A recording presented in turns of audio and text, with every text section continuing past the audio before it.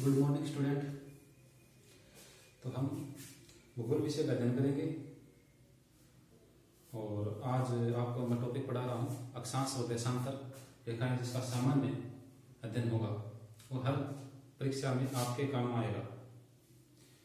मेरा नाम गजेंद्र सिंह राठौड़ है। मैं भूगोल विषय आपको पढ़ाऊंगा। इसके इम्पोर्टेंट जो भी टॉपिक रहेंगे वो आपके सामने शॉर्ट्स वीडियो के माध्यम से उपस्थित होते रहेंगे। आप इस चैनल को सब्सक्राइब करें और अपने दोस्तों तक पहुंचाएं। तो हमारा आज का टॉपिक क्या रहेगा? हमारा आज का टॉपिक रहेगा अक्षांश और देशांतर। तो अक्षांश और देशांतर में हम क्या कहते हैं? अक्षांश हम किसे कहेंगे? अक्षांश किसे कहेंगे? अक्षांश और देशांतर जो एक काल्पनिक रेखाएं हैं जिनको ग्लोब के ऊपर खींचा गया है।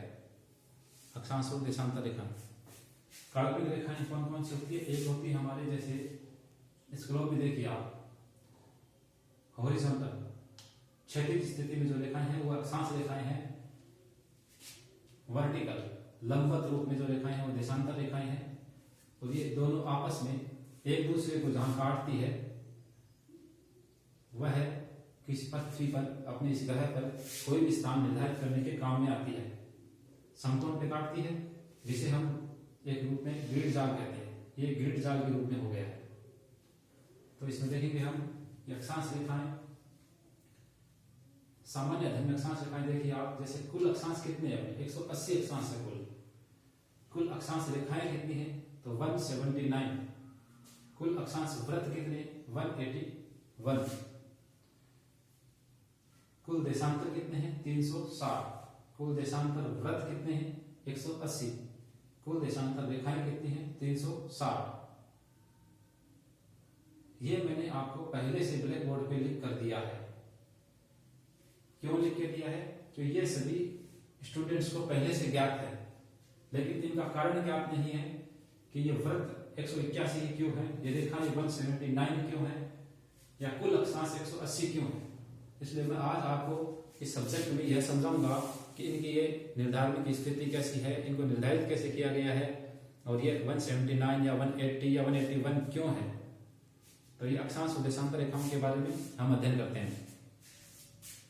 कुल अक्षांश 180 कैसे हैं? 1 से लेकर के 90 डिग्री तक उत्तरी गोलार्ध में जिन अक्षांशों का निर्धारण किया गया है वो 90 अक्षांश है। 1 से लेकर के 90 डिग्री तक दक्षिणी गोलार्ध में जिन अक्षांशों का निर्धारण किया गया है वो दक्षिणी अक्षांश कहलाते हैं। 90 और 90 180 कुल अक्षांश है। तो आप कहेंगे कि ये जो 0 डिग्री है इसको हमने इसमें सम्मिलित क्यों नहीं किया? तो सामान्य परिभाषा में हम कहेंगे कि 0 डिग्री भूमध्य रेखा का निर्धारण अक्षांश सिर्फ अक्षांश में शामिल नहीं किया जाता। क्यों इसलिए शामिल नहीं किया जाता? क्योंकि भूमध्य रेखा का निर्धारण सूर्य की किरणें जहां तक पहुंचती है, जो पृथ्वी को 2 भागों में बांटती है, वहां पर 0 डिग्री भूमध्य रेखा का निर्धारण किया गया है। इसलिए हम 0 डिग्री को अक्षांश के अंदर निर्धारित नहीं करेंगे, परंतु कुछ स्थितियों में जैसे हम बोलते हैं कुल अक्षांश रेखाएं कितनी हैं, तो रेखाएं, इन रेखाओं के अंतर्गत हम 0 डिग्री को शामिल करेंगे, क्योंकि ये रेखा के रूप में है। रेखा किसे कहते हैं? जो एक बिंदु से दूसरे बिंदु को मिलाती है वह रेखा कहलाती है। इसलिए 0 डिग्री एक स्थान से दूसरे स्थान तक आपको दिखाई गई है, इसलिए 0 डिग्री भूमध्य रेखा अक्षांश रेखा को हम इसमें शामिल करेंगे। इसमें 90 डिग्री नॉर्थ उत्तरी गोलार्ध में जो 90 डिग्री अक्षांश है और दक्षिणी गोलार्ध में जो 90 डिग्री अक्षांश है, ये एक बिंदु के रूप में है। इसलिए इन 2 बिंदुओं को हम रेखाओं के रूप में शामिल नहीं करेंगे। इसलिए कुल अक्षांश रेखाएं हम देखते हैं तो 179 है। कैसे हुई 179? कि आप यहां से गिनिए 1 से लेकर के 89 1 से लेकर के 89 कितना होगा 178 और 0 डिग्री यानी भूमध्य रेखा, ऐसे आप विषुवत रेखा भी बोल सकते हैं। इसको इसमें सम्मिलित करेंगे तो ये 179 हो जाएगी। ये कुल अक्षांश रेखा 179 है। तो आगे हम देखते हैं जैसे कुल अक्षांश वृत्त कितने हैं। वृत्त हम किसे बोलते हैं? वृत्त हम कहेंगे कोई भी गोल आकृति जो कंप्लीट हो उसे क्या बोलेंगे? हम वृत्त कहेंगे। अपनी पृथ्वी एक गोल आकृति के रूप में है, इसलिए इसको हम वृत्त बोलेंगे। तो वृत्त बोलने के साथ इसमें क्या अक्षांश रेखाएं जो है वो हमें वृत्त के रूप में है। ये वृत्त में क्यों है? क्योंकि ये पूरी पृथ्वी को चारों तरफ से घेरती है, तो इसलिए इनको वृत्त कहेंगे। वृत्त कहेंगे। फिर वृत्त के अंदर हम यहाँ वही वापस 1 से लेकर के 90 डिग्री नॉर्थ उत्तरी गोलार्ध में, 1 से लेकर के 90 डिग्री साउथ दक्षिणी गोलार्ध में अक्षांश वृत्त के रूप में। ये बिंदु भी वृत्त में, बिंदु अपने आप में एक वृत्त होता है, इसलिए इन दोनों को उत्तरी गोलार्ध में 90 डिग्री और दक्षिणी गोलार्ध में 90 डिग्री वृत्त मानेंगे जो गोलार्ध के अंदर स्थित है। और 0 डिग्री भी एक अपने आप में संपूर्ण वृत्त है, इसलिए इन सभी को काउंट करने में हमें ज्ञात होता है कि 181 अक्षांश वृत्त है। वैसे ही देशांतर में देखेंगे। देशांतर अपने आप में एक मध्य रेखा है जिसे हम कहेंगे 0 डिग्री पर ग्रीनविच रेखा। ग्रीनविच रेखा क्यों कहेंगे? क्योंकि ब्रिटेन में लंदन में स्थित ग्रीनविच नामक स्थान पर इस रेखा का निर्धारण किया गया जो पृथ्वी को 2 भागों में बांटती है। 2 भागों में, एक पूर्वी गोलार्ध में, एक पश्चिमी गोलार्ध में। यह ग्रीनविच रेखा है जिसे हम 0 डिग्री कहेंगे। 0 डिग्री से लेकर के 180 तक देशांतर रेखाओं का निर्धारण किया गया है वर्टिकल लंबवत रूप में, जो उत्तरी गोलार्ध से दक्षिणी गोलार्ध की ओर खींची गई है। देशांतर जो होते हैं वो अपने आप में अर्धवृत्त होते हैं। 1 से लेकर के 80 तक, 1 से लेकर 80 तक, 1 से लेकर 79 तक इनकी गिनती करें। 0 डिग्री ग्रीनविच रेखा की गिनती करें और इसके विपरीत दिशा में जो हमने तिथि रेखा निर्धारित करी है 180 तक, वो इसको एक संपूर्ण वृत्त बनाती है। इसलिए कुल देशांतर कितने हैं? 360 देशांतर है। कुल देशांतर कितने हैं? 360। 360 क्यों है? क्योंकि देशांतर अपने आप में अर्धवृत्त कहलाते हैं जो उत्तर से दक्षिणी गोलार्ध में खींचे गए हैं।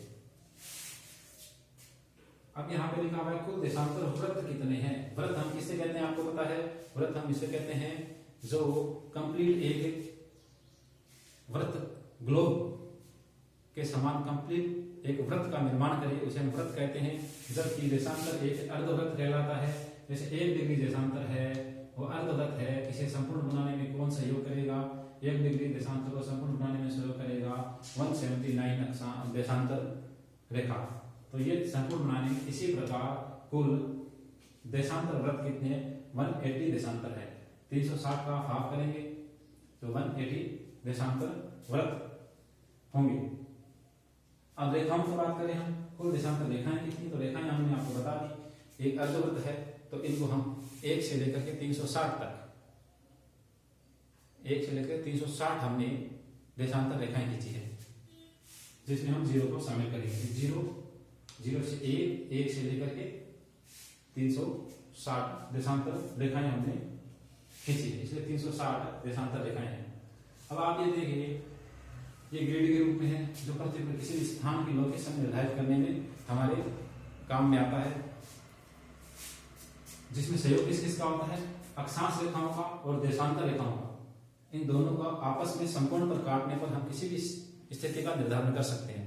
ये संपूर्ण पृथ्वी पर है और ये सभी क्या है? एक काल्पनिक रेखाएं हैं। जो अक्षांश रेखाएं जो है वो उत्तर से दक्षिण गोलार्ध के अंदर, उत्तर से दक्षिण गोलार्ध, इसमें क्या है? देशांतर रेखाओं का खींचा गया है और देशांतर रेखाओं को उत्तर से दक्षिण गोलार्ध में देशांतर रेखाओं को खींचा गया है। तत्पश्चात अक्षांश रेखाओं को पूर्व से पश्चिम, अक्षांश रेखाओं कैसे खींचा गया, पूर्व से पश्चिम खींचा गया। तो ये आपके सामने है अक्षांश रेखाएं, देशांतर रेखाएं, और ये इनका जाल, ग्रिड जाल, जिससे हम स्थिति का निर्धारण करते हैं। तो हमारे सामने देखो, सबसे पहले देखिए मैंने आपको जैसे अक्षांश पढ़ाया, देशांतर पढ़ाया, उसका एक जाल बना के दिखाया। तो ये क्या है, एक ग्लोब बन गया। इस ग्लोब का सर्वप्रथम निर्माण किसने किया था, तो आपके सामने लिखा हुआ है 1492 ईस्वी में मार्टिन बोहेम नाम के भूगोलवेत्ता ने इस ग्लोब का निर्माण किया था। इस ग्लोब को आपको दिखाऊंगा, ये प्रतीक होता है हमारी पृथ्वी का, एक मॉडल होता है, ये आपके सामने है, ये उसका प्रतीक, हमारी पृथ्वी का प्रतीक है। ये प्रतीक पृथ्वी का है, और ये पृथ्वी घूर्णन करती है, जिससे हमारे दिन और रात का निर्माण होता है। घूर्णन कौन सी दिशा से कौन सी दिशा में करती है, तो पश्चिम से पूर्व दिशा की ओर इस पृथ्वी का घूर्णन रहता है, जिससे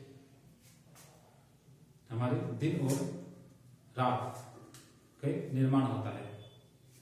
और किसके समक्ष घूर्णन करती है, तो सूर्य परिवार के समक्ष ये घूर्णन करती है, साथ में ये परिक्रमण भी करती है। अब आगे देखिए, इसमें ये अपने अक्ष पर, अक्ष आपने बताया मैंने आपको, अक्ष क्या होता है, अक्ष अर्थात ये अपने अक्ष पर 23.5 डिग्री झुकी हुई है। अपने अक्ष पर कितने डिग्री झुकी हुई है, अपने अक्ष पर ये 23.5 डिग्री झुकी हुई है। कितना, 23.5 डिग्री झुकी हुई है। 23.5 डिग्री झुकाव के कारण, 23.5 डिग्री झुकाव के कारण पृथ्वी अपने अक्ष पर कौन सी दिशा से कौन सी दिशा में घूर्णन करती है, तो पश्चिम दिशा से पूर्व दिशा की ओर घूर्णन करती है। तो इसका कक्ष, ये तो था इसका अक्ष जो इसके झुकाव को निर्धारित करता है।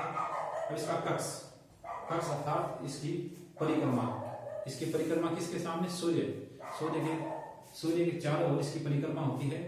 वो परिक्रमा अंडाकार ना होकर के, वृत्ताकार ना होकर के अंडाकार होती है। अंडाकार ऐसा होता है, आप एक छोटे से चित्र के माध्यम से देख लीजिए, जैसे कि यहां देखिए आप, ये है अंडाकार, ये है वृत्ताकार, ये वृत्त के रूप में है, ऐसे इसकी परिक्रमा नहीं होती है। एक है अंडाकार, इस रूप में इसकी परिक्रमा होती है। परिक्रमा जैसे आप मंदिर के चारों ओर परिक्रमा लगाते हैं, उसी प्रकार ये पृथ्वी अपने ग्रहों के साथ अपने परिक्रमा पथ पर सूर्य के चारों ओर परिक्रमा लगाती है। तो ये इसका परिक्रमण का सूत्र है, जिसे हम बोलेंगे अंडाकार।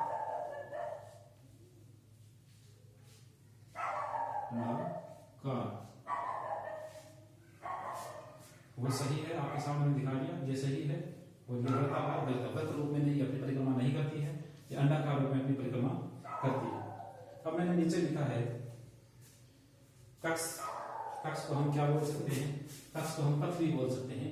कक्षा, इसकी कक्षा जो है वो अंडाकार है, इसका पथ जो है, पथ या रास्ता, वो क्या है, वो अंडाकार स्थिति में है। ये भी पश्चिम से पूर्व दिशा की ओर अपना परिक्रमण करती है अंडाकार स्थिति के अंदर सूर्य के चारों ओर। तत्पश्चात यहां मैंने लिखा है कोण को मापने की इकाइयां। कोण अर्थात हमने जो अक्षांश और देशांतर रेखाओं का निर्धारण किया है पृथ्वी के अंदर, तो वो हमने कोण से इन रेखाओं का निर्धारण किया है।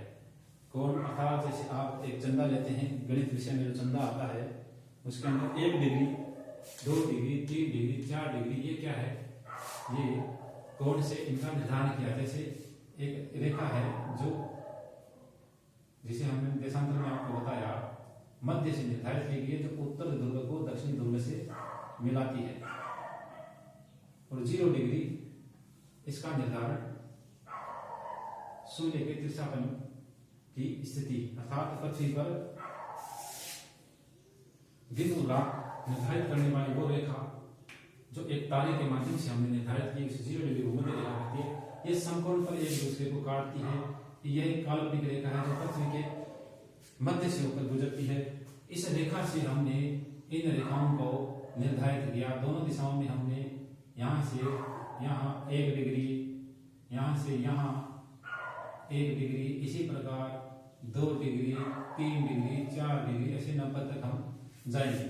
तो हमने इसका निर्धारण किया था इन कोणों के माध्यम से, निर्धारण किया था इन सभी अक्षांश रेखाओं का। इसी प्रकार निर्धारण किया हमने देशांतर रेखाओं का। इस ग्रेड को समझ सकते हैं आप। यहाँ से हमने निर्धारण किया क्या है, एक काल्पनिक रेखा है जो इसके अक्ष को निर्धारित करती है। वहां से हमने इन रेखाओं का निर्धारण किया, देशांतर रेखाओं का निर्धारण हमने किया डिग्री के माध्यम से। अक्षांश रेखाओं का भी हमने डिग्री के माध्यम से। तो ये निर्धारण कैसे हुआ, इन कोणों के माध्यम से हुआ। ये कोण को मापने की इकाई, इन कोणों को मापने की इकाई क्या थी हमारे पास में, हम इकाई, क्योंकि किसी भी स्थिति का हम निर्धारण करते हैं तो हमें ये पता होना चाहिए वो कितने डिग्री, कितने मिनट और कितने सेकंड अगर वह स्थान में स्थित है। तो ये 3 इकाइयां हैं। तो जैसे पहली इकाई डिग्री के रूप में है, दूसरी इकाई मिनट के रूप में है और तीसरी इकाई सेकंड के रूप में है। तो डिग्री के रूप में आपको पता है, डिग्री को हम डॉट से निर्धारित करते हैं, मिनट को हम इस चिन्ह से निर्धारित करते हैं और सेकंड को हम ऐसे 2 चिन्हों निर्धारित करते हैं। जैसे कि आप देखो, क्या बताऊं आपको मैं, जैसे कि भारत का अक्षांशीय विस्तार है, तो हम क्या देखते हैं, भारत का अक्षांशीय विस्तार कितना बताते हैं, 68 डिग्री। ये क्या है, डिग्री, 68 डिग्री पर 68 डिग्री। फिर आगे क्या लिखा हमने, 7 मिनट, एक चिन्ह आ गया। ये क्या है, 68 डिग्री को निर्धारित करता है, 7 मिनट को निर्धारित करता है। और आगे हम क्या लिखते हैं, 97 डिग्री 25 मिनट। 25 मिनट के पश्चात हमने क्या लिखा, पूर्वी देशांतर। इसके ऐसे जैसे आगे देखे, इसमें हमने क्या लिखा, पूर्वी देशांतर। हमने लिखा पूर्वी देशांतर। पूर्वी देशांतर का मतलब क्या है, ये भारत की पूर्वी गोलार्ध में स्थिति है। पूर्वी गोलार्ध में कहां स्थिति है भारत की, 68 डिग्री 7 मिनट से लेकर के 97 डिग्री 25 मिनट। अर्थात ये क्या है, इनका जाल है जो स्थिति निर्धारण में मदद करता है। इसमें आप देखेंगे ये जो बीच में रेखा ये है 0 डिग्री। तो आप ये समझते हैं 0 डिग्री से, क्योंकि यहाँ हमने लिखा क्या, पूर्वी देशांतर, तो ये है पश्चिमी गोलार्ध, ये है पूर्वी गोलार्ध। तो पूर्वी गोलार्ध के अंदर 0 डिग्री से हम आगे चलेंगे तो 68 डिग्री 7 मिनट पर और 97 डिग्री 25 मिनट तक हमारे देश का विस्तार है पूर्वी गोलार्ध में। वैसे ही अक्षांशीय विस्तार ज्ञात करना हो तो 8 डिग्री 4 मिनट। अक्षांश कैसे हैं आपको पता है, क्षैतिज रूप में है, तो ऐसे निर्धारित होगा इसी स्थान पे, जैसे यहाँ पे हमने निर्धारित किया 68 डिग्री 7 मिनट पे, वहीं हम 8 डिग्री 4 मिनट से लेकर 37 डिग्री 38 37 डिग्री 6 मिनट तक, 37 डिग्री 6 मिनट तक भारत का विस्तार है। तो ये निर्धारण में मदद करता है। हम ये देखते हैं, आप एक क्वेश्चन आपके मन में आ रहा होगा कि सर्वप्रथम जैसे ये ग्लोब का निर्माण किसने किया, तो मार्टिन वेल ने किया 1492 ईस्वी में। इससे पहले क्या इनका निर्माण हुआ था या नहीं हुआ था, तो नहीं हुआ था। ब्रिटिश काल में अंग्रेजों के राजकाज के दौरान इस ग्लोब का निर्माण किया गया 1492 ईस्वी में मार्टिन वेल द्वारा। सबसे पहले पृथ्वी गोल हुआ करती थी, उस गोल पृथ्वी पर इन ध्रुवों का निर्धारण जो है 90 डिग्री नॉर्थ और 90 डिग्री साउथ का निर्धारण हम सूर्य की रोशनी के द्वारा निर्धारित करते हैं। सूर्य अपना ग्रह, सूर्य ग्रह जो परिवार है उसमें सूर्य राजा है। उसी प्रकार हम जो तारे जितने भी हैं ये सब अपने आप में एक सूर्य है, इनके माध्यम से भी निर्धारित करते हैं उत्तरी गोलार्ध में उत्तरी ध्रुव का और दक्षिणी गोलार्ध में दक्षिणी ध्रुव का। तो तारे कौन कौन से थे, तो हमने पूछेंगे तो उत्तर के अंदर हम देखेंगे यहाँ पे 90 डिग्री नॉर्थ का निर्धारण हमने किया था उस समय ध्रुव तारे के माध्यम से। किसके माध्यम से निर्धारित किया था, ध्रुव तारे के माध्यम से। तो हम आपको यहाँ लिख देते हैं ये ध्रुव, ये स्टार, ध्रुव तारे के माध्यम से हमने 90 डिग्री का निर्धारण किया। और नीचे जो है सदर्न क्रॉस, सदर्न क्रॉस है सदर्न तारे, इसे बोलते हैं दिस इज सदर्न क्रॉस,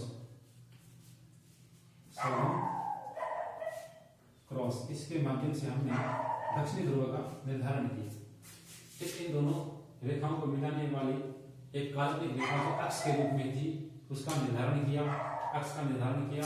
और इस 0 डिग्री का निर्धारण हमने सूर्य की आपतन कोण से जहां तक किरणें जाती थी, 0 डिग्री की किरणें जाती थी, इसलिए यहाँ पर पृथ्वी को 2 भागों में विभाजित करता। सूर्य की किरणें आधी पृथ्वी के ऊपर पड़ती थी, मतलब जब सूर्य चमकता है तो पृथ्वी ग्रह के आधे भाग को दृश्यमान करता है। आधे भाग को दृश्यमान कहां तक किया था? 0 डिग्री भूमध्य रेखा तक किया।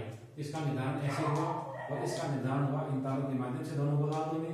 उसको मिलाने वाली रेखा जो समकोण पर काटी, वहां से हमने कोणों के माध्यम से अक्षांश रेखाओं का और देशांतर रेखाओं का निर्धारण किया। यह आपके सामने एक संपूर्ण शॉर्ट स्वरूप में मैंने समझाया। आपको कुछ इंपॉर्टेंट तथ्य मैं दिखाऊंगा जिसे आप लिख सकते हो। सबसे पहले आप लिखेंगे ग्लोब को, क्या लिखेंगे आप? ग्लोब को पृथ्वी का मॉडल या प्रतिरूप कहते हैं। आपको दिखा देता हूं एक बार फिर मैं। ये जो ग्लोब है इसको लिखे आप, ग्लोब को पृथ्वी का मॉडल या प्रतिरूप कहते हैं। हमारी जो पृथ्वी है वो गोल है, 23.5 डिग्री अक्ष पर झुकी हुई है। यहाँ आपके सामने देखो ये झुकी हुई है, ये 23.5 डिग्री अक्ष पर झुकी हुई है और ये पश्चिम से पूर्व दिशा की ओर घूर्णन करती है। ये उसका प्रतिरूप है।